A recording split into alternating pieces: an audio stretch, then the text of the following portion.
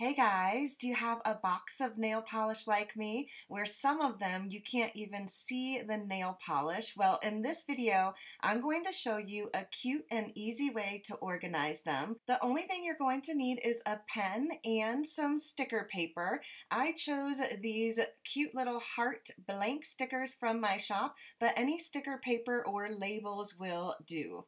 So we're going to start by applying the nail polish right onto the label. I like to apply 2 coats, so just as much as I'd usually wear on my nails to get a good idea of what it will look like.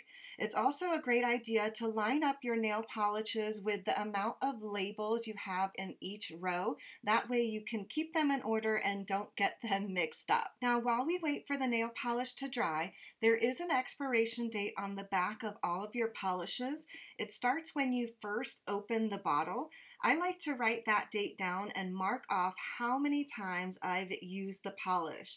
This way I can finish up my older bottles first and get an idea of how many times I've actually used the polish. Now, once the nail polish is dry, just remove the label and put it on top.